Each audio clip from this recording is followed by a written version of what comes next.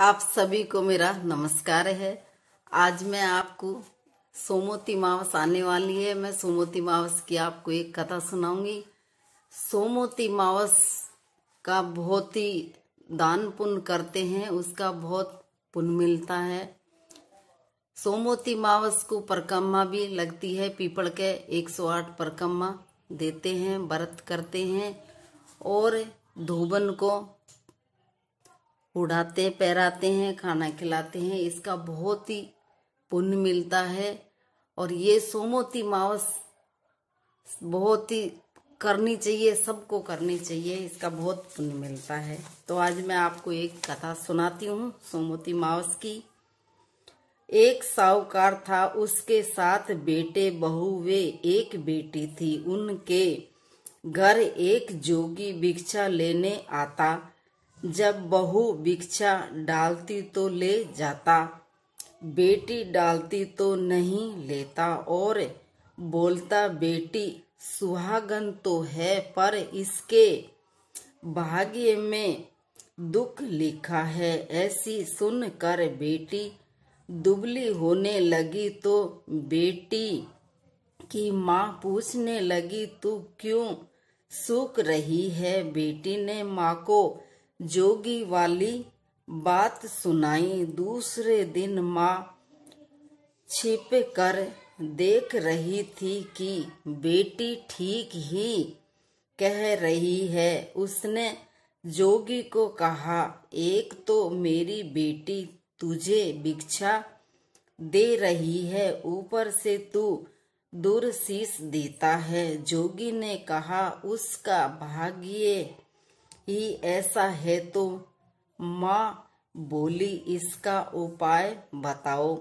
जोगी बोला, 7 समुद्र पार एक सीमा धोबन रहती है। वह सोमवती अमावस का व्रत करती है। वे अपना फल इसे देवे तो दुख टल जाता। सीमा धोबन को तलाशने लगी। रास्ते में पीपल के नीचे माँ बेटी और देखा एक श्राप गरुड़ पंछी के बच्चों को खा जाएगा। उसने लपक कर उसे मार दिया। इतने में गरुड़ पंछी का जोड़ा उड़ता उड़ता आकाश से आया, उसे चोंच मारने लगा। तो वह बोली, मैंने तेरे बच्चों को बचाया है, तेरा गुनहगार तो मेरा मरा पड़ा है।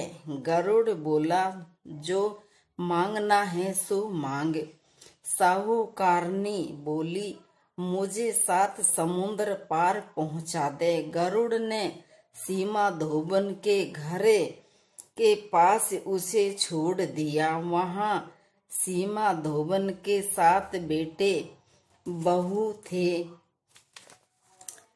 बहू काम करती बहुत लड़ती थी। सीमा धोबन को खुश करने के लिए सबके सोते समय साहूकारनी सारा काम कर देती। जब सोचने लगे काम कौन करता है। सीमा धोबन ने सोचा, कौन सी बहू ज्यादा काम करती है, देखना चाहिए। चुपचाप आंख बंद करके सो गई तो देखा एक औरत आई, सारा काम करके चुपचाप जाने लगी। धोबन पूछने लगी, तू किसी स्वार्थ से हमारे घर का काम करती है। तो साहूकारनी बोली, मेरी बेटी को तू अपना सोमवती अमावस का पुण्य दे दे और सारी बात बताई। धोबन तैयार हो गई, घर आई, बेटी के ब्याह की तैयारी करी।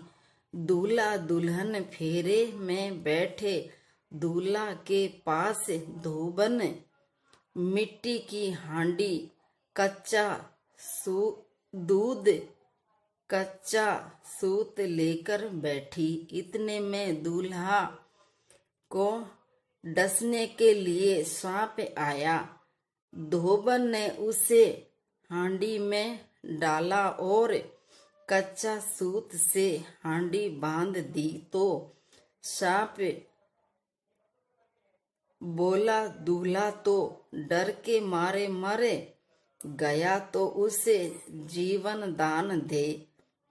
धोबन ने उसके ऊपर छींटे दिए और कहा, आज तक जितनी सोमवती अमावस करी उसका पुण्य साहूकार की बेटी को लगना और आगे जो अमावस्या करूं उसका फल मेरे पति को लगना। इतना बोलते ही दूल्हा उठ गया।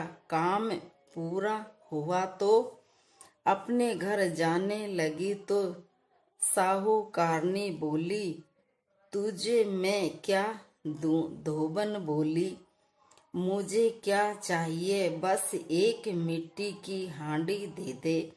रास्ते में सोमवती अमावस्या आई। उसने हांडी की 108 टुकड़ी कर पीपल के नीचे रखे दी। तेरे टुकड़े एक जगह रखे वे पीपल के 108 परिक्रमा दी और टुकड़े पीपल के नीचे गाड़ दिया। घर जाने लगी। घर आई तो उसका पति मरा पड़ा था। उसने पति पर सुहाग का छींटा दिया और कहा, मेरी अमावस का फल मेरे पति को होना। ऐसे कहते ही उसका पति जीवित हो गया। एक ब्राह्मण आया और बोला, सोमवती अमावस का जो किया वे दान दो। ब्राह्मणी बोली, रास्ते में अमावस आई तो मैं कुछ नहीं कर पाई और जो किया वे पीपल नीचे गाड़ आई। ब्राह्मण ने जगह खोदी तो पाया कि वहां 108वें 13 सोने के कुंडे रखे हैं। इकट्ठे करके वे घर आया और धोबन से बोला, इतना धर्म किया और कहती हो कुछ न किया। धोबन बोली, ये सब तुम्हारे भाग का है, ले जाओ। ब्राह्मण बोला, मेरा तो चौथा हिस्सा ही है, बाकी 3 हिस्सा आप की इच्छा हो जिसको देवो। ब्राह्मण ने नगर में ढिंढोरा पिटा दिया। सब जाने सोमवती अमावस का व्रत किया करो। हे सोमवती अमावस साहूकार की बेटी को दिया वैसा सबको अमर सुहाग देना। खोटी की खरी, अधूरी की पूरी करना। बोलो सोमवती अमावस की जय।